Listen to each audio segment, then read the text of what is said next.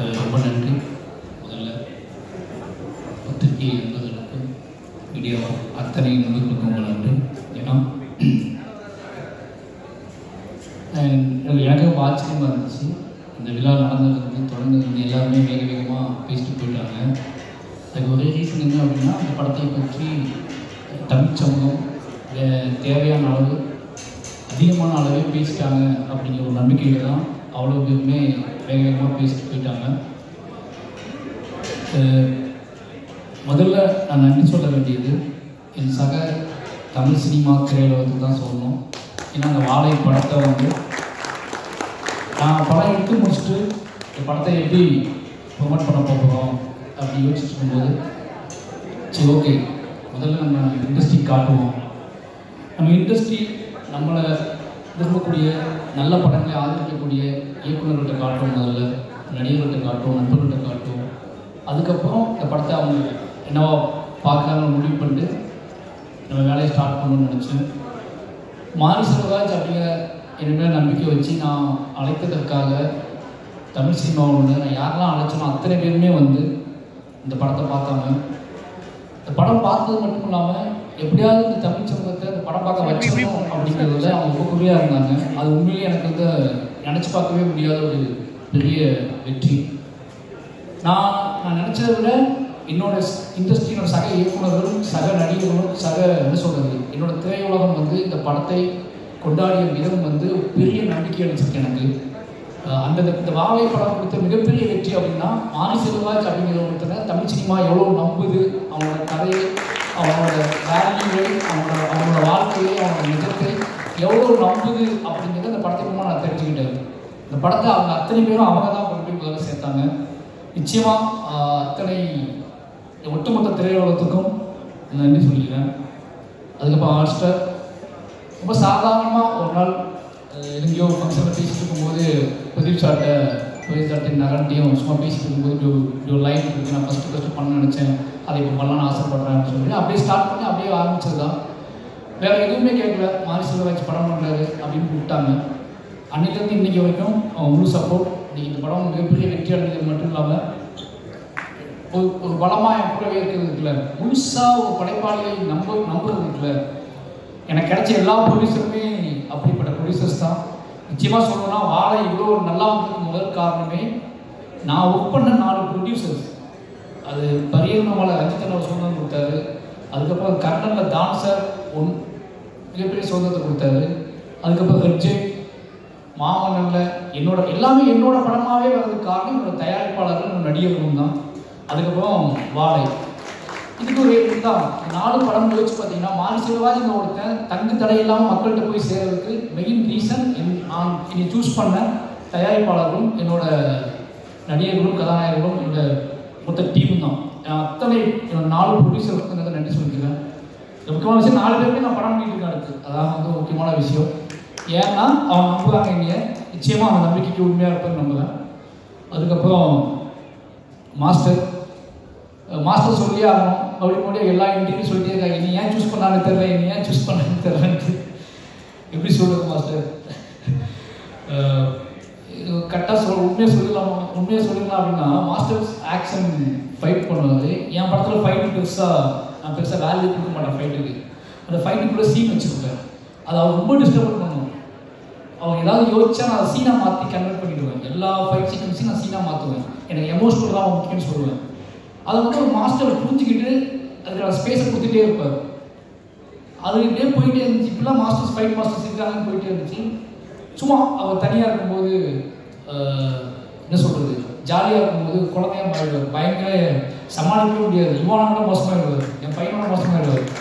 அப்புறம் தான் அந்த ஆட்களே உண்மை இருக்குது, மாஸ்டர் கிடையாது, ஃபைட் மாஸ்டர் கிடையாது. ஒரு நாள் ஒரு சொன்னார், நான் படம் எடுப்பேன், என் படத்தில் சண்டையே இருக்காதுங்க, இது போதும் எனக்கு.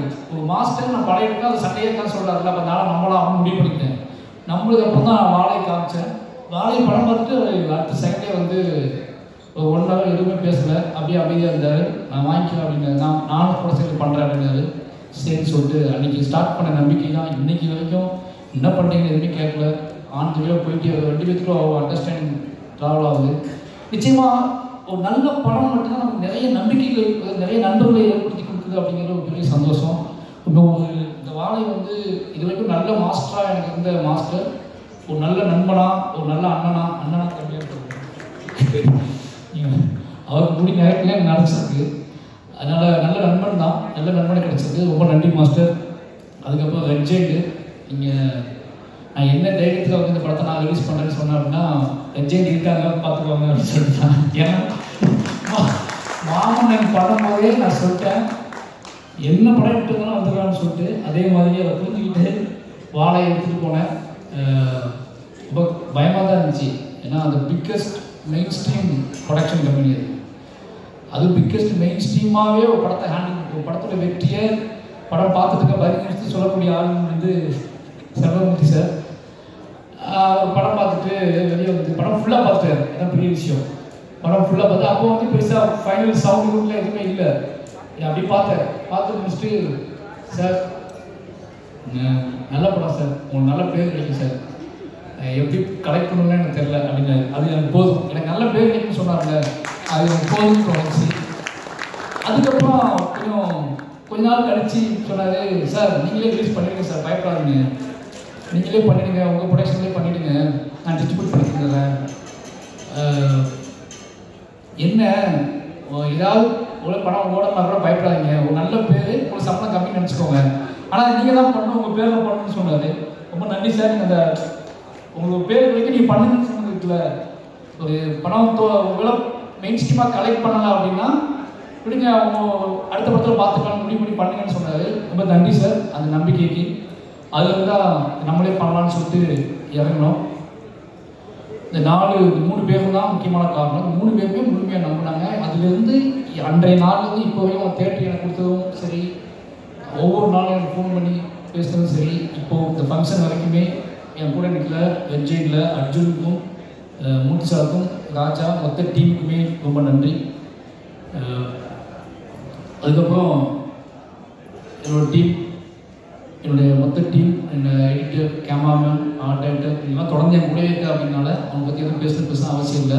ஏன்னா என்னோடய ப்ராடக்ட், என்னோடய படத்தோட வெற்றியும் அந்த படத்தோட முழுமையும் தான் அவங்களோட பேர் சொல்லணும். நான் ஒரு படத்துக்கு ஒருத்தர் பற்றி சொல்கிறத விட இந்த படத்துக்கு நான் எவ்வளோ முழுமைக்காக நான் ஆசைப்படுறேன், அதை எப்படி முழுமையான படமாக ஆடியன்ஸ் கொடுக்க நான் வெளிப்பிடிச்சு அலையிறேன் அப்படிங்கிறத வச்சு என் கூட சேர்ந்து ட்ராவல் பண்ணுறேன் என்னோடய டீமுக்கு, என்னோடய உதவி இயக்குநர்கள், என்னோடய டெக்னீஷியன் டீம் எல்லாத்துக்குமே நன்றி.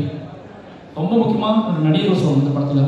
என் டீமோட நடிகர் ரொம்ப முக்கியம். இந்த படத்தில் அத்தனை உழைப்பை போட்டிருக்காங்க. எல்லாத்துக்குமே எப்படி என்ன சொல்லுன்னு தெரியல.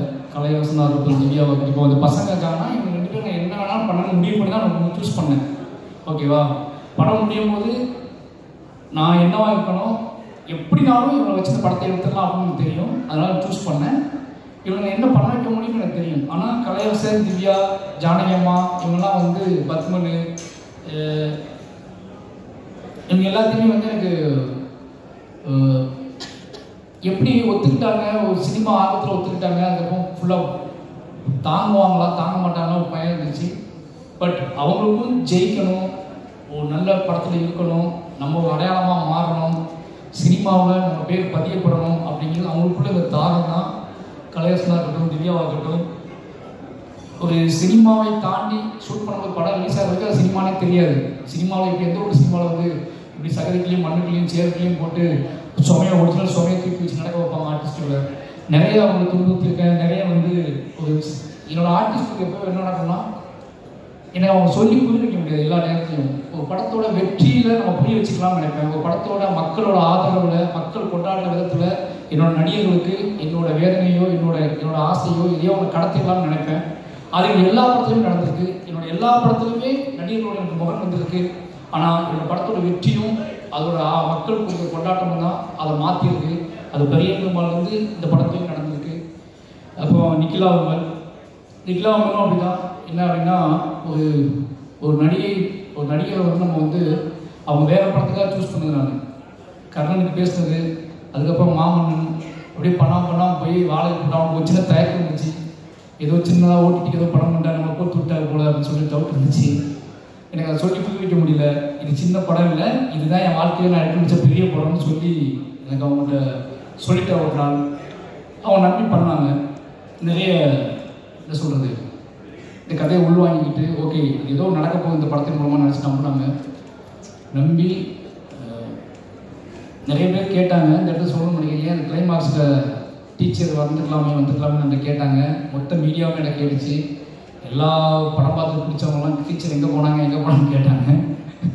டீச்சர் கேட்கல எனக்கு, ஓகேவா?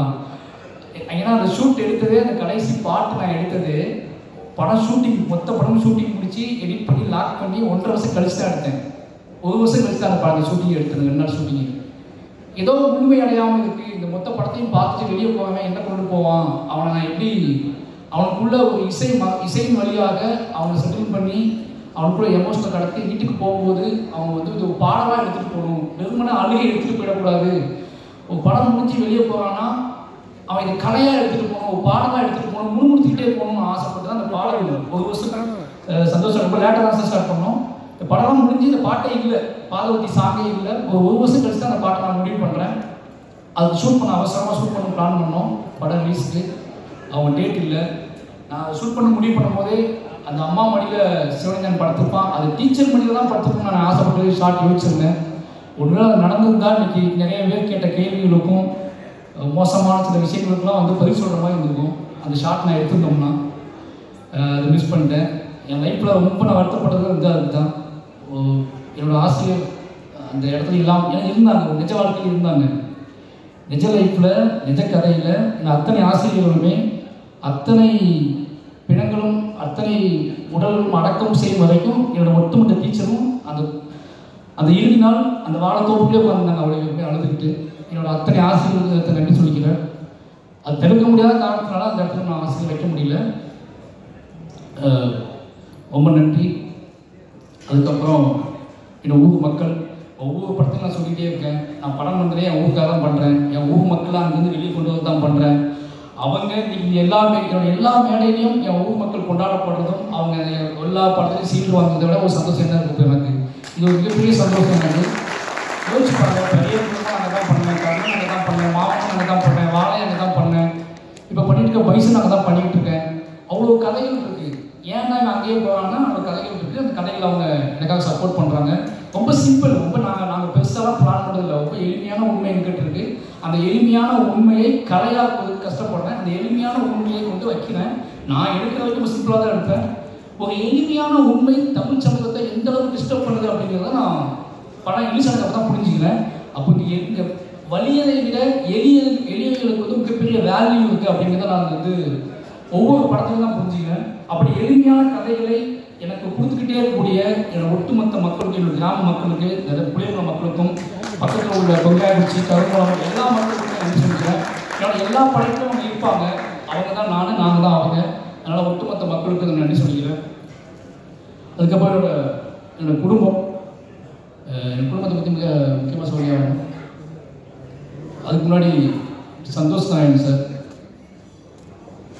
ரொம்ப ஸ்பெஷல். எனக்கு இதயம் காமிக்கிற அளவுக்கு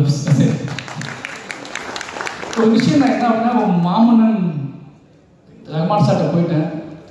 அப்போது வாழை பண்ண போவான்ட்டு வாழை நான் தான் பண்ணணும். ரஹ்மான் சார்ட்ட அனௌன்ஸ் பண்ணதுக்கப்புறம் வாழை நான் தான் பண்ணணும்னு அடம்பிடிச்சி இப்போ ரஹ்மான் சார்ட்ட போயிட்டோன்னா கோவம் வரும்ல.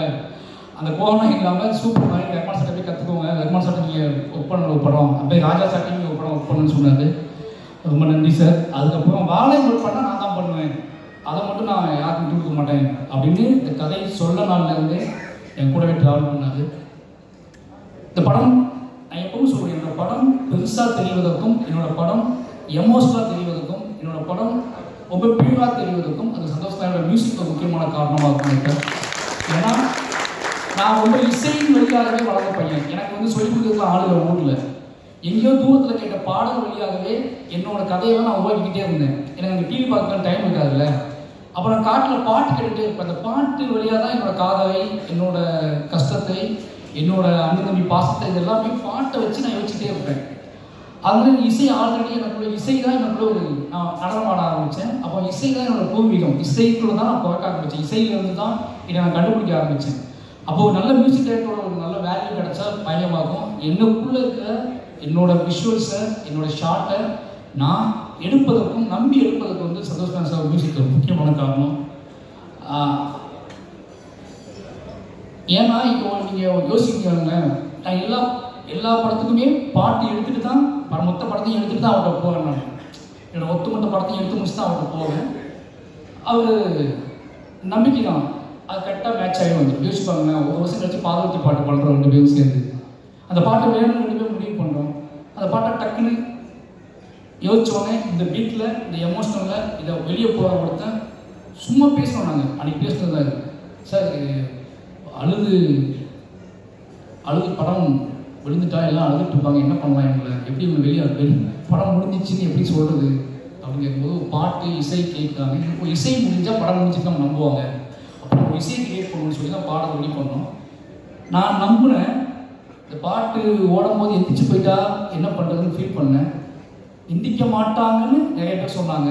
சரி பார்ப்போம் அப்படின்னு வெயிட் பண்ணேன். மூர்த்தி சார் எந்திக்கல ஃபஸ்ட்டு எந்திக்க மாட்டாங்க போல யாருமே அப்படின்னு முடிவு பண்ணேன். ஃபஸ்ட்டு எந்திக்காத ஆடியன்ஸ் மூர்த்தி சார் தான். அவ்வளோ பக்கத்தில் நான் உட்காந்தா என் கையை வந்து அவங்க மேலே வச்சுருந்தேன், அதனால் எந்திக்கான்னு தெரியல. ஆனால் ஃபஸ்ட்டு நாள் நான் படம் பார்க்க போயிருக்கேன் திருநெல்வேலியில். அப்போ தான் அந்த பயம் இருந்துச்சு. பாட்டு ஆரம்பிக்கும் போது எந்திரிச்சு போயிட்டாங்கன்னா எனக்கு அதை ஜீர்ணிக்கவே முடியாது, அது முழுமையாக வெற்றி அடைஞ்சாங்கன்னா அதை கொண்டாட முடியாது அப்படின்னு பயத்திலே இருந்தேன். ஏன்னா ஏன் ஊர் எப்படி யோசிப்பாங்க, திருநெல்வேலியில் 700 பேர் உட்காந்துருக்காங்க, கத்தி கத்தி கத்தி கத்தி கத்தி உட்காந்துருக்காங்க, அதுவும் அமைதியாக அழுது உட்காந்துருக்காங்க, அவங்களாம் கண்ட்ரோல் பண்ண முடியாது. ஆனால் அந்த 700 பேர் அப்படியே உட்காந்துருந்தாங்க. அன்னைக்கு தான் எனக்கு வந்து அப்போ நான் முடிவு பண்ணேன், இந்த மக்களுக்கு எவ்வளோ பிரச்சனை வந்தாலும் சரி, யார் என்ன சொன்னாலும் சரி, இந்த மக்களுக்கு நம்ம ஆட்ஃபார்மை கொடுத்துக்கிட்டே இருக்கணும். என்னை என்ன சொன்னாலும் சரி, என்னை பற்றி என்ன பேசினாலும் சரி, என்னை பற்றி என்ன புரிதலை கிரியேட் பண்ணாலும் சரி, என்னை பாராட்டவும் முடியாமல் திட்டவும் முடியாமல் படித்தாலும் சரி, நாம் என்னோட வேலைங்கிறது என் மக்களுக்கு கலையின் வழியாக யோசிச்சுப்பாங்க. என்னோட அம்மா அப்பாவை, என்னோட அண்ணன் தம்பியை, என் ஊர் மக்களோட கண்ணியில் 30 வருஷம் கழித்து கலையாக்குவதற்காக நான் வந்திருக்கேன். அதை கலையாக்குறேன் அப்படின்னா அது எதையும் நினச்சி இல்லை, எதையாவது என் மக்களுக்கு என்ன சொல்றது, இப்படியே வாழ்ந்து இப்படியே செத்து போகிறோம், இப்படியே சண்டை போடுறோம், இப்படியே வாழ்ந்துட்டு இருக்கோம் இல்லாமல் நம்ம படுற எல்லாத்தையுமே ஒரு படைப்பாகவும் இத்தனை கோடி மக்களுக்கும் கடத்த முடியுங்க நம்பிக்கை கொடுக்குறது இருக்குல்ல, அது ரொம்ப எனக்கு அதுவே போதுமானது எனக்கு. அதனால் எனக்கு ஒட்டுமொத்த நம்பிக்கையை கொடுக்குறது இந்த மாதிரியான மூமெண்ட்ஸ் தான். ஒரு சாதாரண யாரும் எங்க இருக்க ஒருத்தர் வந்து என்னை கைப்பற்றி பேசுறது இருக்குல்ல, அதை விட என்னோட பெருமை.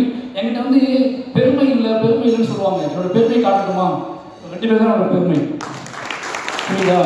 ஒருத்தர் ஆரம்பிச்சு அதாவது பெருமை பேசுறா, அவன் என்ன பெருமையே இல்லையா, என்னால் இப்படி காட்டிகிட்டே இருக்க, கூலியாக காட்டுற, தொழிலாளியாக காட்டுறேன். ஏன் கதை, நான் கூலியாக தான் இருந்தேன், தொழிலாளியாக தான் இருந்தேன், சாப்பாட்டுக்கு வழி இல்லாமல் தான் இருந்தேன். திருப்பி நீ எங்கே போகணும்? 30 வருஷம் முன்னாடி ஒரு முப்பாட்டம் வாழ்ந்தா அவனை பற்றி எடுத்தேன். நான் ஏன் எடுக்கிறேன் அவனை பற்றி? எனக்கு அவனுக்கு என்ன பஞ்சாயத்து இருக்குது, என்ன பிரச்சனை இருக்குது?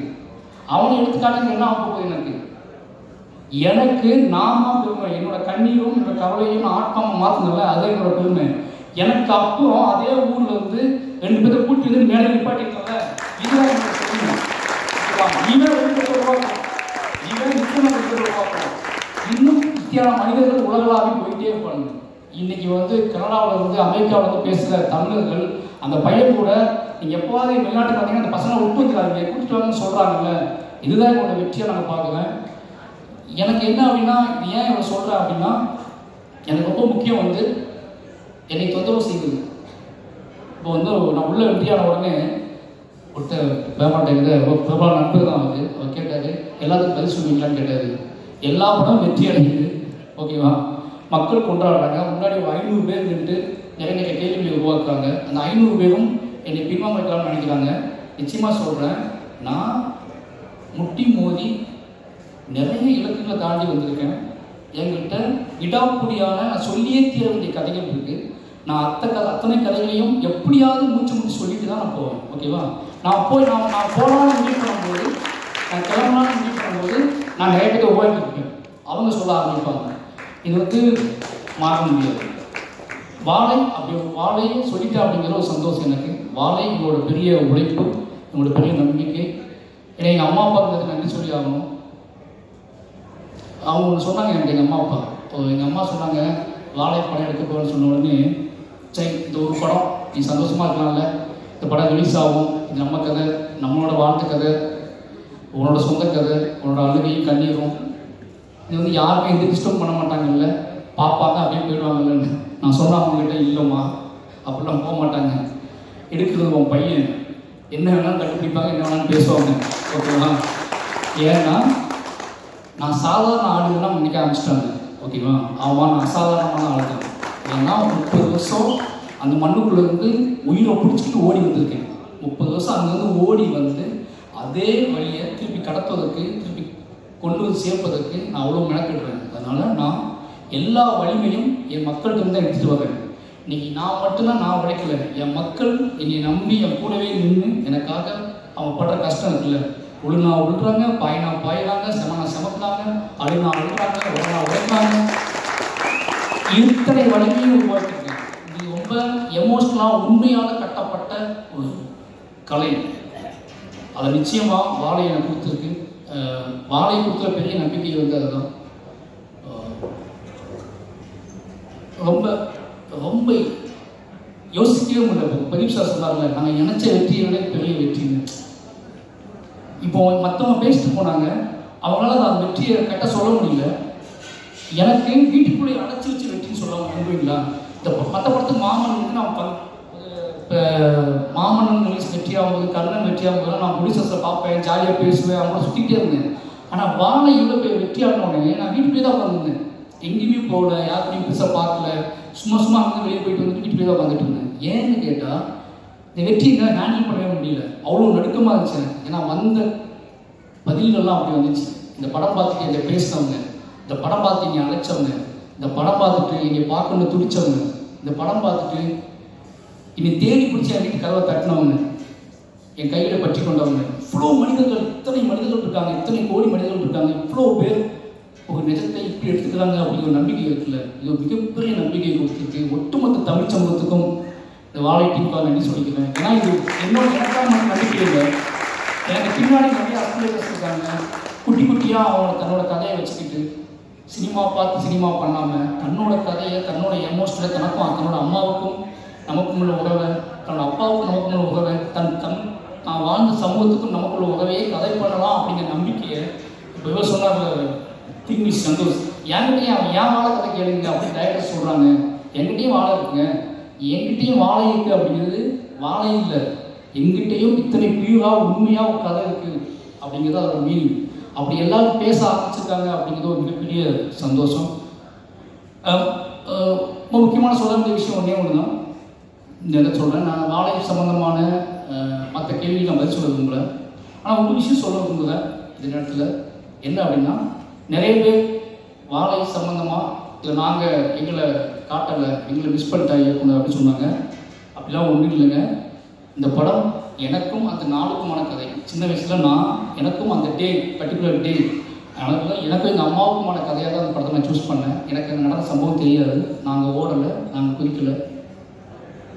ஆனால் இந்த படத்தை பதிவு பண்ணது மூலமாக இஸ்லாமிய தோழர்கள் தான் இந்த படத்தை, இந்த மக்களை காப்பாற்றினாங்க, உண்மை வெளியே வந்துருக்குல்ல, அது எனக்கு போதுமானது. அந்த உண்மையை நான் இப்போ சொல்கிறேன்.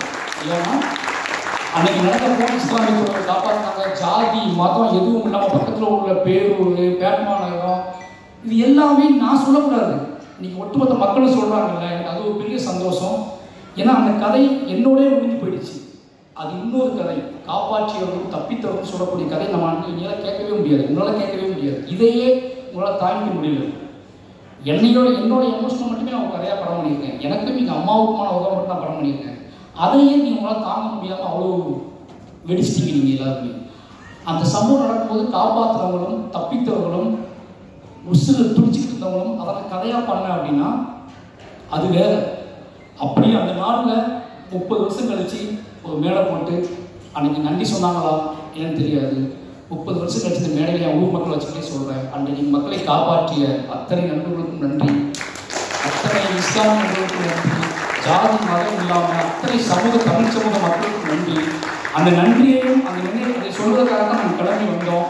அதை ஒரு படம் பண்ணியிருக்கேன். இந்த படத்தின் வழியாக இந்த படத்தோட வெற்றி தான் உங்களுக்கான நன்றி. இதை நான் பகிரங்கமாகவே சொல்கிறேன். அன்னைக்கு தப்பிச்சவங்களும் இந்த படத்தில் நடிச்சிருக்காங்க, அவங்க மூலமாகவும் உங்களுக்கு இந்த நன்றி சொல்லிக்கிறேன். கடைசியாக இவனோட மனைவி திவ்யா ஒவ்வொரு கதை பண்ணும்போதும் இந்த படம் ரிலீஸ் ஆகும்போதும் இது என்ன மாதிரியான டிபேட் உருவாக்கும், யாரெல்லாம் என்னென்ன பேசுவாங்க அப்படின்னு ஒரு பயம் அவங்களுக்கு இருந்துகிட்டே இருக்கும். அது என்னோட தனிமையெல்லாம் அவங்க பயம் கொடுக்கும். என்ன யோசிக்கிறான், என்ன பண்ணுறான், இது எப்படி ஹேண்டில் பண்ண போகிறான் அப்படின்னு சொல்லி நான் சொல்லுவேன்.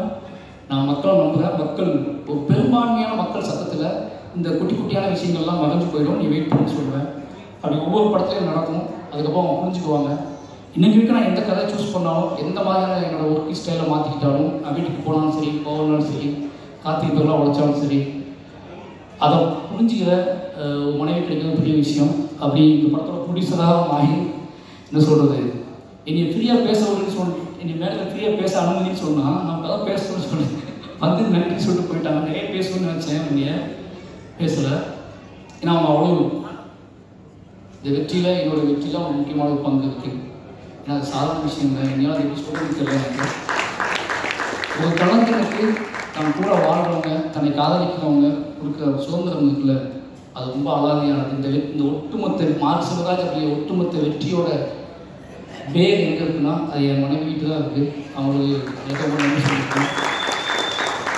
அதுக்கப்புறம் என்னோடய குடும்பம், முக்கியமாக என்னோடய மனைவியோட அம்மா மங்கேக்கரசி, அவங்க டீச்சர், அதுக்கப்புறம் தங்கச்சி சொன்னா. ஏன் சொல்கிறேன் அப்படின்னா, நாளைக்கு ஒரே வீட்டில் தான் வாழ்கிறோம். ஒருத்தனை புரிஞ்சிக்கிறது இருக்குல்ல, ஒரு படைப்பாளர் பக்கத்துலேருந்து பார்த்து புரிஞ்சிக்கிறது இருக்குல்ல, அது ரொம்ப முக்கியமான விஷயம். நான் இவ்வளோ கட்டற்று என் வேலையை பார்ப்பதற்கு அவங்க முக்கியமான காரணமாக்குவாங்க. அவங்களுக்கு நன்றி சொல்லிக்கிறேன். ஏன்னா அவங்க சொல்லுவாங்க, திவ்யா மாறி டிஸ்டர்ப் பண்ணாத, மாறி வேலை பார்த்தா டிஸ்டர்ப் பண்ணாதன்னு சொல்லுவாங்க. அந்த ஒட்டுமொத்த குடும்பம் என் மேலே வச்சுக்க நம்பிக்கையும். ஏன்னா இந்த ஒரு யாருக்கும் தெரியாத ஒரு பையன் காதலிச்சு கல்யாணம் பண்ணி உள்ளவர் தான். அந்த காதலை நிரூபிப்பதற்காக நான் வேலை செய்ய ஆரம்பிக்கிறேன். அந்த காதல் வந்து ஒரு மகத்தான இடத்தை அடையுது அப்படிங்கிறது இந்த நிலையில் தான் அடையுது. ஏன்னா ஒரு காதலை நிரூபிக்கிறது சாதாரண விஷயம் கிடையாது. நீங்கள் வாழ்நாள் கூட நிரூபிச்சுட்டே இருக்கணும். நம்ம தமிழ் சமூகத்தில் ஒரு பெண்ணுக்கான காதலை நிரூபிப்பது வந்து ரொம்ப சாதாரண விஷயம் கிடையாது. ஒரு என்ன சொல்கிறது, அவ்வளோ கஷ்டமான விஷயம்.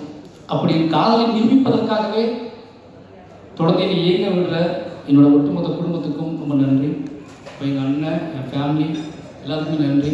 ஏன்னா ரொம்ப நேரம் பேசுறதுக்கான காரணம் என்ன, அப்படி ரொம்ப நேரம் பேசக்கூடாதுன்னு தான் வந்தேன். ஆனால் ஒவ்வொருத்தரும் முகமாக வர ஒரு 4 லீனியரில் எனக்கு போய்கிட்டே இருக்குது. திடீர்னு ஒருத்தர் முகம் கிராஸ் ஆகுது, திடீர்னு ஒருத்தர் வராது, ஒரு கேள்வி வருது, ஒரு ட்விட்டரில் ஒரு ஃபேஸ் வருது.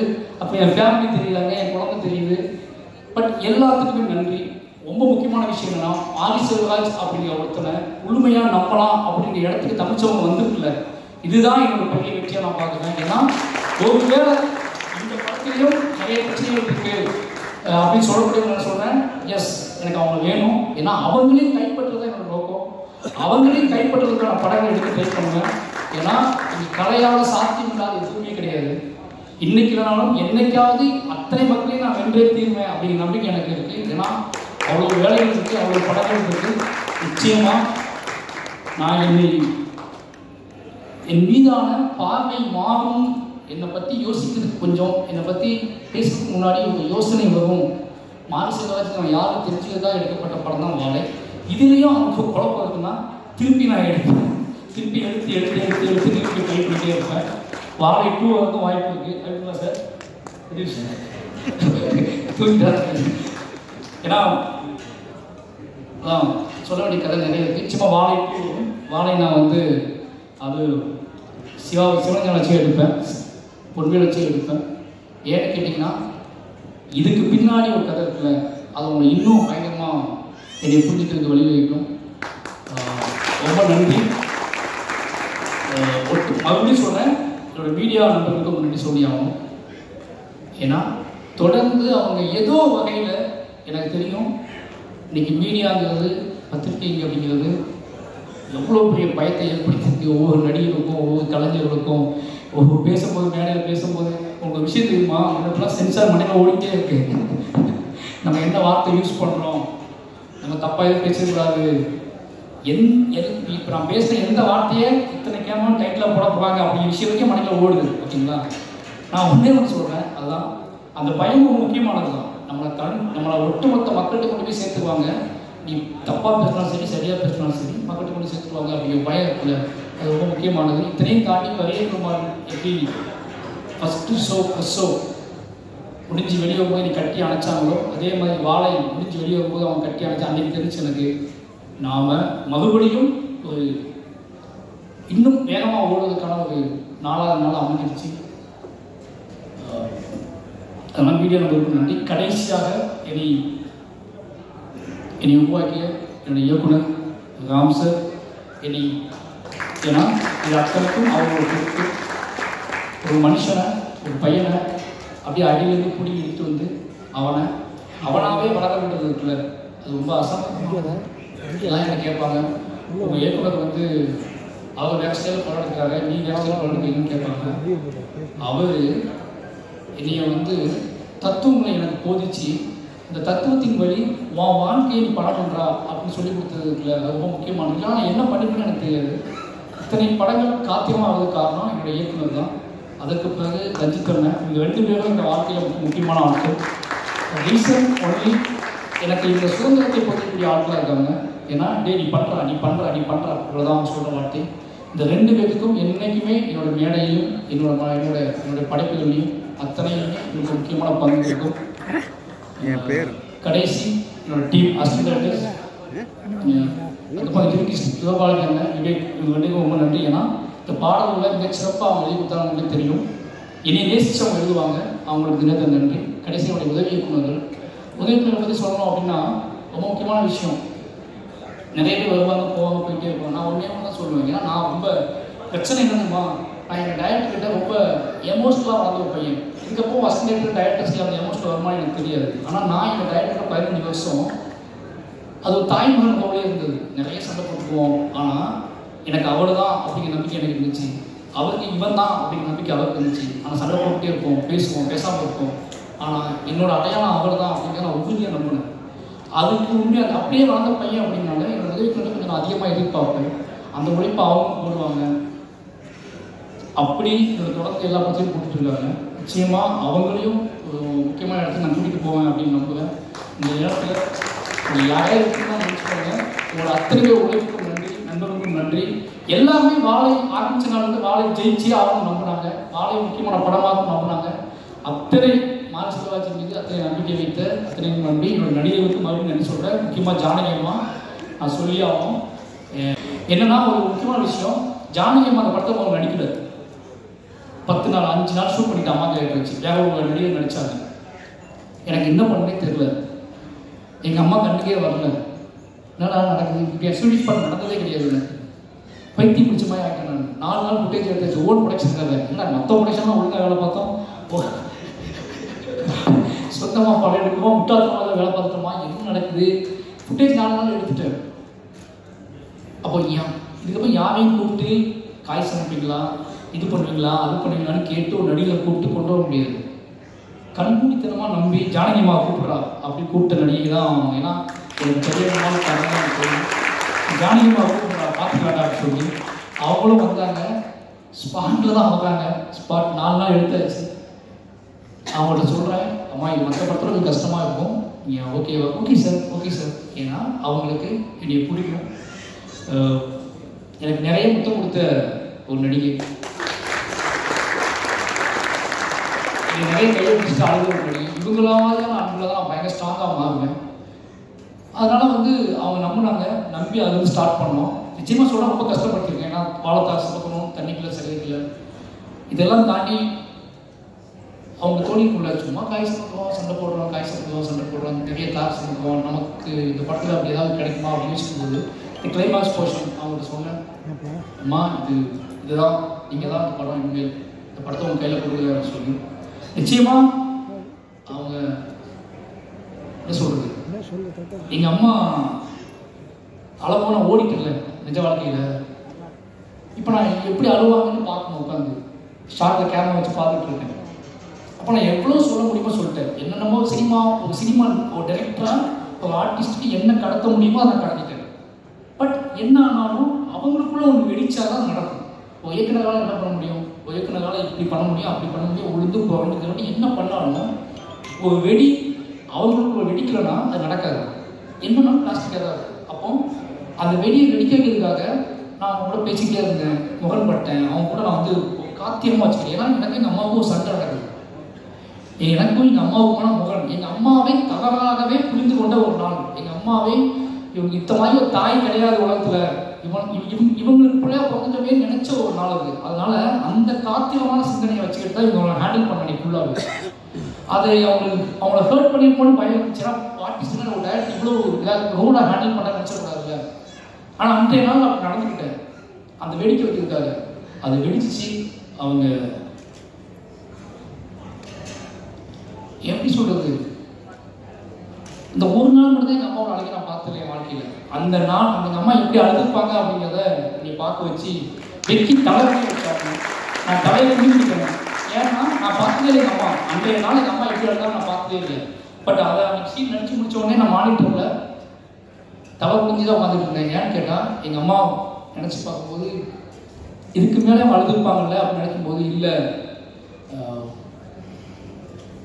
என்ன சொல்கிறது, ஒரு மனசுக்குள்ளேயே நான் மன்னிப்பு கேட்டுட்டேன் எங்கள் அம்மா கிட்ட. அந்த நடிப்பை கொடுத்த எங்கள் அம்மா மன்னிப்பு கேட்க வச்ச மனசுக்குள்ளேயே ஒரு கலந்து கேட்கறது இருக்குல்ல, மன்னிச்சுக்காமான்னு சொல்கிறது இருக்குல்ல. எங்கள் அம்மா என்றைக்குமே மன்னிச்சுக்காமான்னு சொன்னதே கிடையாது, இப்போயும் சொன்னது கிடையாது. ஆனால் மானிட்டர் முன்னாடி இவங்க முன்னாடி தான் நான் சொன்னேன், நான் மன்னிச்சுக்காமன்னு சொன்னேன். ரொம்ப நன்றிமா. உங்களோட எனக்கு எப்படி சொல்கிறதே தெரியல. ஒரு பையனா சின்ன வயசில் நாம் ஏன் இவங்களுக்கு பிள்ளையாக பிறந்தோம், நமக்கு மட்டும் என் அம்மா அப்பா எப்படி இருக்காங்க, நம்மளை மட்டும் ஏன் தெளிவு கொடுத்துருக்காங்க, நம்மளை மட்டும் ஏன் புரிஞ்சிக்க மாட்டேன்றாங்கன்னு சின்ன வயசில் பெற்ற தாயும் தகப்பனையும் புரிந்து கொள்ளாமல் அடைந்த புரிதலுக்காக ஓடி வந்து 30 வருஷத்தில் கலையின் வழியாக எங்கள் அம்மாவுக்கும் எனக்குமான உறவை புரிந்து கொண்டதற்கு, அதை படைப்பாக மாற்றி கொடுத்ததுக்கு, எங்கள் அம்மா அதை இப்போ ஏற்றுக்கொண்டதுக்கும் இந்த கலை தான் காரணம். இந்த கலைக்கு எப்பவும் உண்மையாக இருப்பேன். எல்லாத்துக்கும் நன்றி. தேங்க்யூ.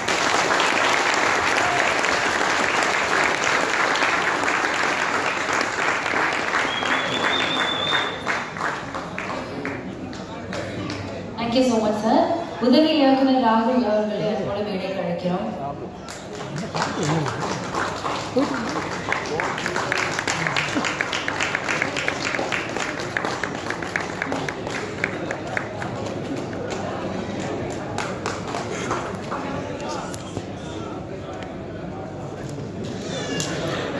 நிச்சயதார்த்தம் ஷோடிக்கு இருக்கு. அவன் நிச்சயதார்த்தம்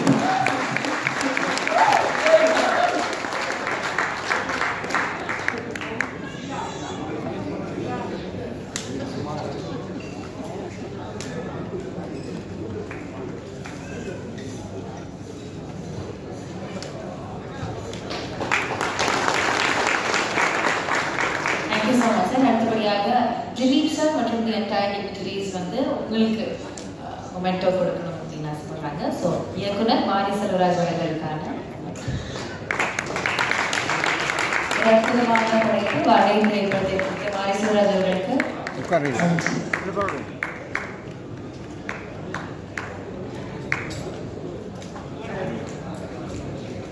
தலைமுறை